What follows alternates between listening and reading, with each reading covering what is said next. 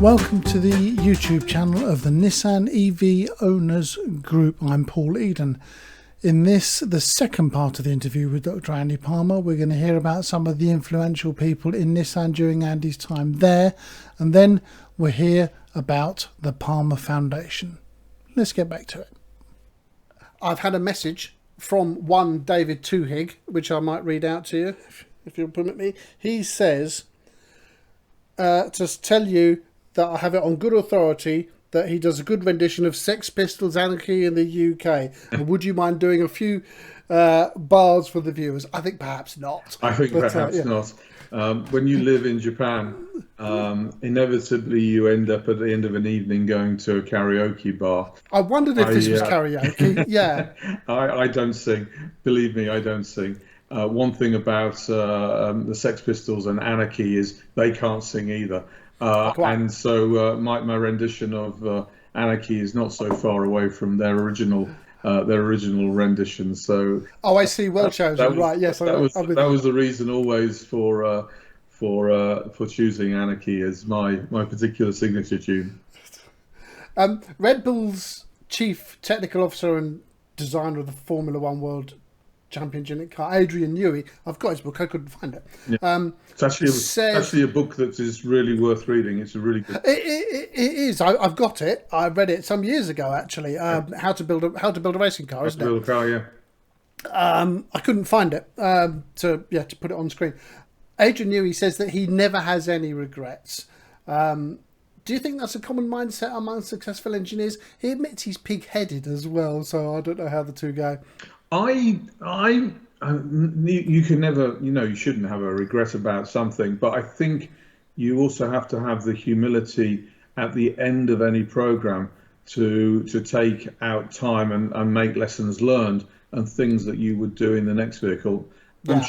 I'm sure Adrian does that, tenfold over, because the evolution of his race cars are just amazing. And look at RB19, this year's race car. I mean, the record speaks for itself. Smashed all records, and that's probably because of the downforce and his understanding of downforce from a previous era. The Red Bull really didn't have any porpoising, which was seen in most of the other vehicles. So Adrian is a remarkable engineer, and I'm sure, whilst he has no regrets, I'm sure he also learns each iteration of vehicle he does. He said in that book. In a later interview, he admits to a couple of regrets. He says that he regrets not getting Alonso to sign for Red Bull in 2013 and not having a closer relationship with Senna. Why would you say anything else? Well, absolutely, yeah. Alonso, I'm not sure he would have fitted into the ethos of the Red Bull team. This is 10 years ago, Mike. Yeah, it's true. It could have been very different from where we are today, but. Yeah. People like Ricciardo are, I would say, the absolute perfect characterization of the sort of people that Red Bull delivers. Really professional athletes, but people that are nice to get along with as well. I think Ricciardo and Lewis and Russell, I think they're gentleman racers. Mm-hmm. I'm not sure I would put any other Red Bull drivers in that category, perhaps. They're also ruthless sportsmen, for sure. Of course, they're winners. You can't argue with it. It's been an exciting time at Sunderland, NM UK. In the last few weeks, at the time we recorded this interview, 3 new models have been announced, including a new Leaf for 2024, not to mention the expansion of the battery factory next door, Chinese-owned AESC. Do you think that Nissan made a mistake by not making any brand new EVs between Leaf and ARIYA? Enormous mistake. Yeah. Basically, Nissan was leading the world in EVs. It defined EV with the Leaf, and with Leaf wouldn't have existed had it not been for the air cover that Carlos Ghosn gave to that project. Indeed. Whilst he was never very much involved in the development of any vehicle, he did give air cover to a product that lost money. Well, I'd like to talk about Carlos. Carry on. Yeah, the very last executive committee that I attended there was a debate around what would have been the first Infinity EV, and it had been shown, and as had the fourth, which was the Blade Glider, Yes. and the fifth, which was a city car. Those were all in my product plan, and they were designed basically to move Nissan very much front and center in each of the main segments into the EV world. As I said to you earlier in the interview, there was a lot of pressure both internally and externally that would say that EV was the wrong decision. And I would say most of my colleagues around the executive table were not particular fans of the Leaf. They saw it as a car that simply lost money, particularly on the commercial side. That's not true of Yamashita, for example, who was the engineering lead, or Imazu, who was the manufacturing lead. They were great supporters. But the others that were on the commercial and financial side were great detractors, and they were doing their best to stop. They felt that the electrification move was wrong. And in that last executive committee, essentially was almost the killing of the Infinity project. He was supposed to come back to the next executive committee, but basically the intention, I think, at that stage was it was almost killed by the detractors that said, this isn't the future, we're losing money, we can't do this. And I left the company, and that, sure enough, at that next executive committee, that vehicle, as were all future vehicles, were killed. Ultimately, you look back at that and you go, what a huge mistake. And very much characteristic of an old Nissan, because Nissan over the years has been a first mover in many, many segments, including hybridization, but it never had the courage of its convictions. And whilst I credit very much Ghosn with giving air cover to Leaf, he also was presiding over the decision not to continue with EVs. And now you've got a company that's gone from really leading in EVs to really following, and multiply that by the breakdown of the relationship with Renault. Renault also playing catch up, Mitsubishi also playing catch up. The three leaders in this space are now laggards, and they've ceded the advantage principally to Tesla and the Chinese. I maintain, and you may or may not agree, I maintain that Nissan is a working man's car. Infinity, but we don't get Infinity in the UK, so perhaps the Infinity is the upscale. Another silly mistake. Infinity was in Europe, as you know, but another withdrawal.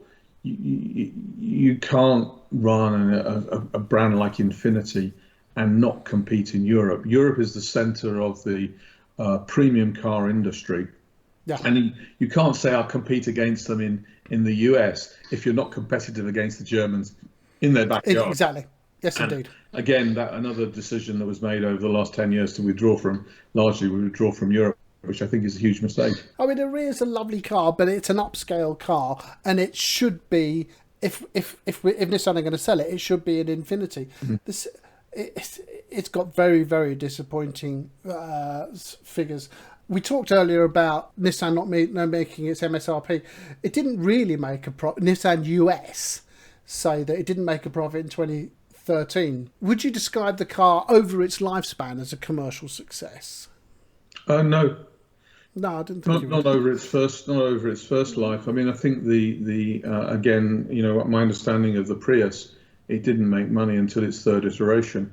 If you're going to lead in innovation, and remember that the ethos of Nissan was very much around innovation that excites. If you're going to do that as a marketing proposition, if that is the raison d'etre of your company, then you have to be prepared to lose money in your first and second generations.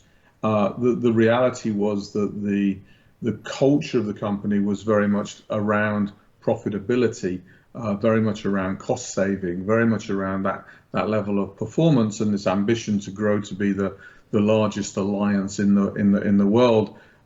In that context, it was very difficult to see how vehicles like Leaf could move to the second and third generation. And essentially, other than upsizing the size of the battery, very little was done in terms of the evolution of that Leaf design. With the 62 Leaf, the E Plus, now discontinued in Europe, is a great car. I mean, there's been some amazing engineering to fit a battery that has twice the capacity in more or less the same footprint.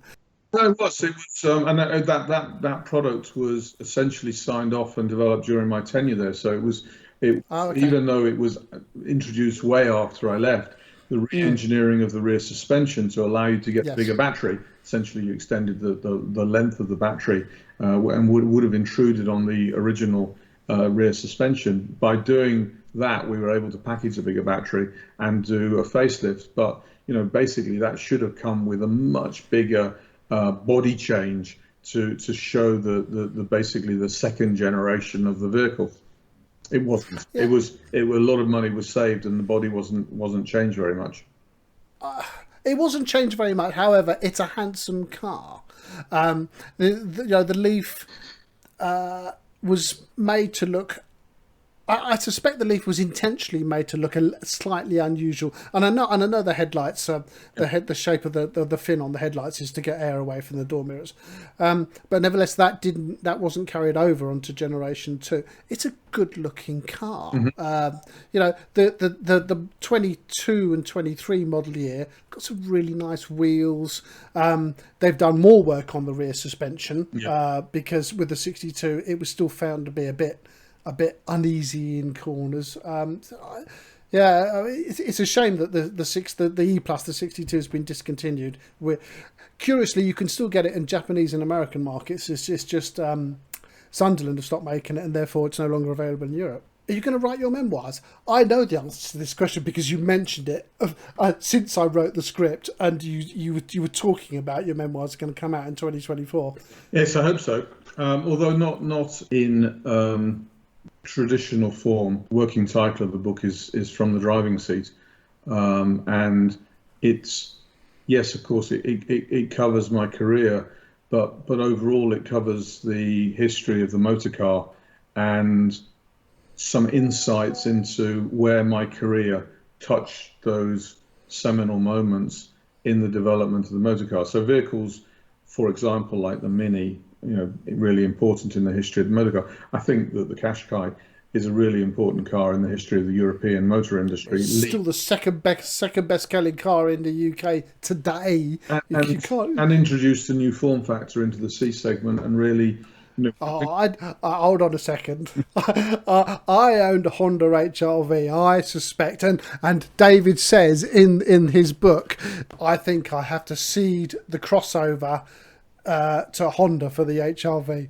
Carry on. I'm not going to shut you down. Nothing happened in the Japanese industry where there wasn't interplay between the two. And yes, of course. Likewise, you can say that Tino was one of the forerunners of the hybrid, even though it never went outside of Japan. So it's always difficult to get to these things. But what's sure is that the Qashqai was singularly much more successful than the Honda. Oh, crikey! HRV. I mean, although I had one and I loved it, it was never a commercial success. Not even the Qashqai. Has been a runaway success for Nissan. Likewise, Duke, Titan in the US, introducing the Japanese into that pickup segment, which of course is the largest segment in the world. Vehicles like Patrol, which, if you go to the Middle East, the guys there will tell you the Patrol is so much better than Land Cruisers. So yeah, those vehicles are, they deserve their place in history.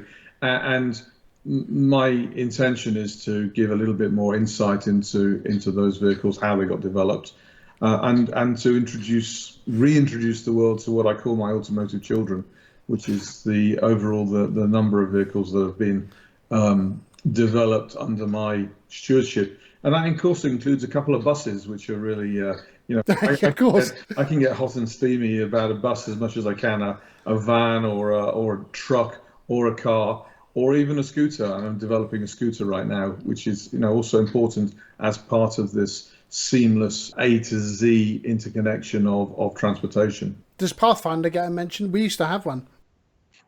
I don't. It may do. It will do as part of Pathfinder was an important product in my period, as was actually Toronto 2, if you remember that, Oh yes. which was basically done in Spain, and I was Isn't that half Vauxhall, isn't it? I can't remember. Or is that the Ford. It was the Ford? Thank you. Yes. Ford Maverick. Yeah, but it was essentially it was a Nissan first, and it was developed in our technical centre in Spain. And at one moment, I was responsible for integrating both the UK and the Spanish entities into one NTCE, Nissan Technical Centre Europe. Did you, and do you still get a kick out of seeing your cars on the road? I love to see another Leaf, even the Generation One. How does it work for you? So the way I describe it is that, and the reason I'm lucky that I love my job. My job is my hobby. Is I always feel that every car I've been involved in, I leave a little piece of my soul. And Of course you do. there is nothing more satisfying than seeing your car on the road. I frustrate my friends when in New York, and I go, hey, there's a Nissan taxi, because the New York taxi, of course, is an NV200. Wow. So I love seeing and collecting little bits of my soul when I see them on the road. You're only human. Why would you not? I mean, David Dewey talks about the first thing he did in Nissan, which you probably know, was a bracket for an ABS sensor. And he I can't remember what car it was. I think it was. Was it the Bluebird? He points at a Bluebird and said, "My brake ABS bracket is on that car." I can't remember. David probably joined. It might have been a Micra or a Primera, probably. I think, yeah, you're right. It was a Primera. Yeah, it was a Primera, not a Bluebird. Bluebird, yeah, great car. In fact, so if we can talk about luxury cars, Bluebird was a luxury car, and there weren't any luxury cars in the Nissan brand until ARIYA came along. Perhaps they should have been Infinitis. Well, that's a question of how you manage the brand, and I separately managed Infiniti, and I moved it to Hong Kong in order to give management separation from Japan. Oh, okay, I didn't know that. It's subsequently been moved back. But I think the idea that you can run a premium brand and a mass brand together is flawed, because I agree. You end up making mistakes. You end up trying to rebadge Nissans as Infinitis, and the customers aren't stupid. That there is a significant difference between a premium car and a mass car. And I think we started to get there with the Q50 and the Q30. The Q30 in particular, which was based on a Mercedes platform, had the elements of premiumship. But I think, generally speaking, there was, the majority of management within the Nissan Group didn't really want to understand the difference between premium and mass.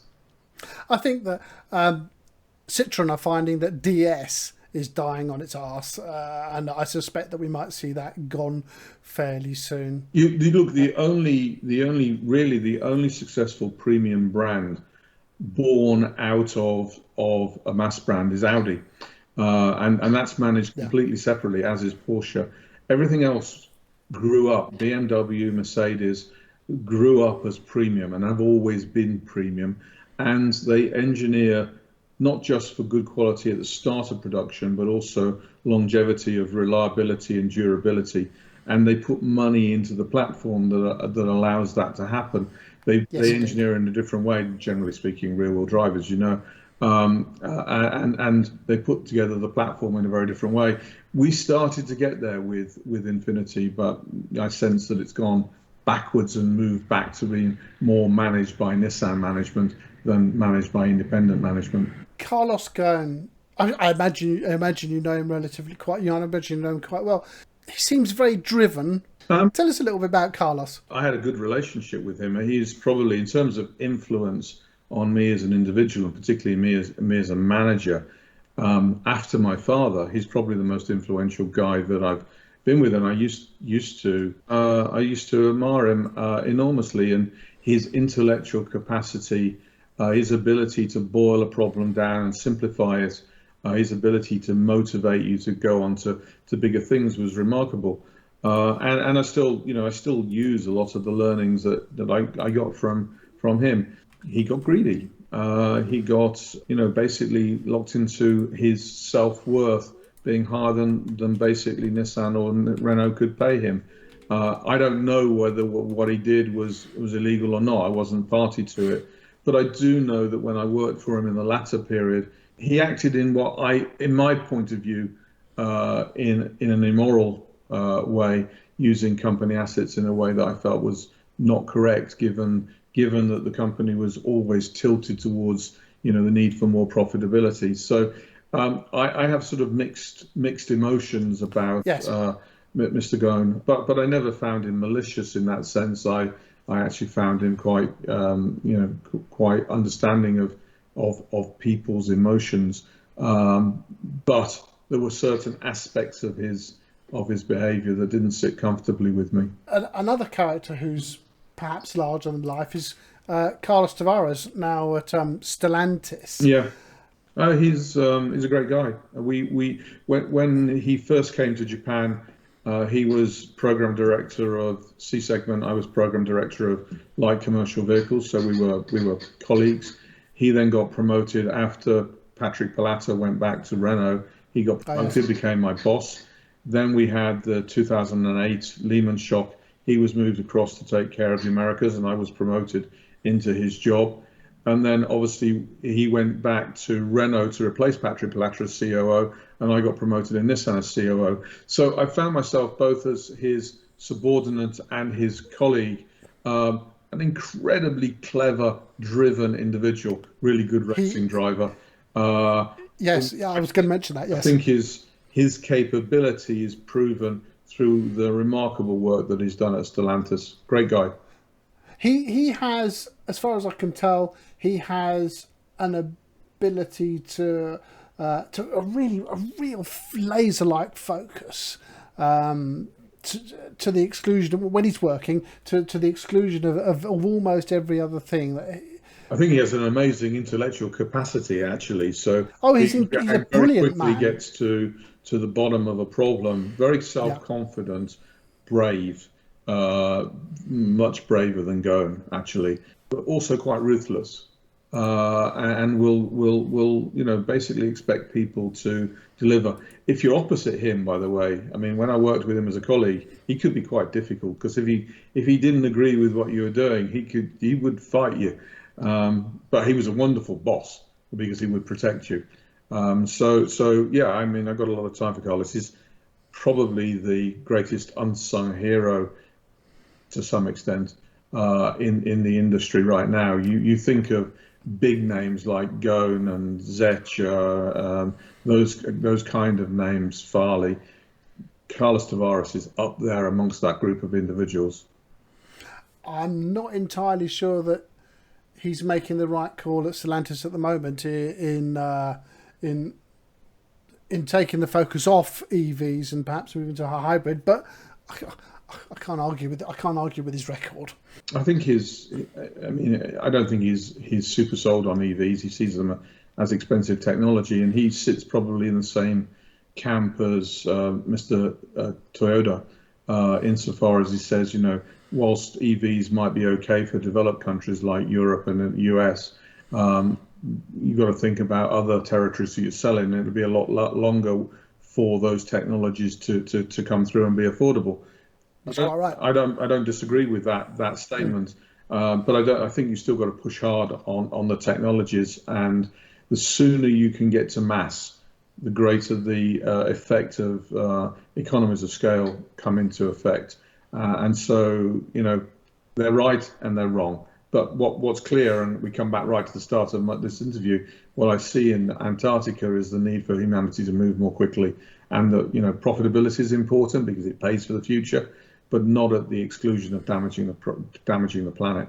It would be remiss if I didn't ask you to talk about Palmer Foundation, because I suspect there's some pretty amazing work going on there. Yeah, the Palmer Foundation is I funded out of when I did the IPO at Aston Martin, and I obviously had some LTIP come out of that, and I put some of that into the foundation.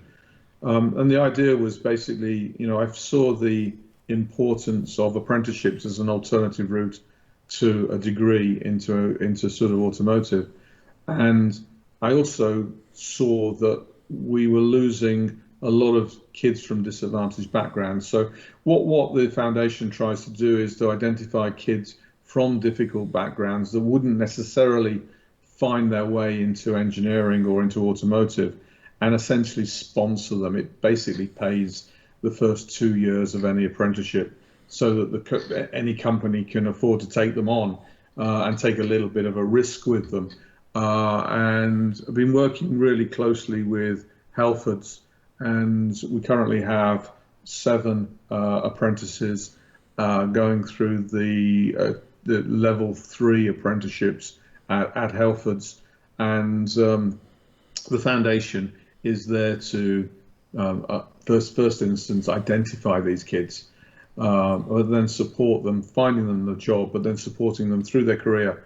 And my goal is, I'd love to see a future leader of the auto industry having been born as a Palmer apprentice. That's if you will, is if I can leave a legacy more than the cars that I've been responsible for, it would be that somewhere or other some of the future leaders of the industry could have come through that Palmer Foundation route.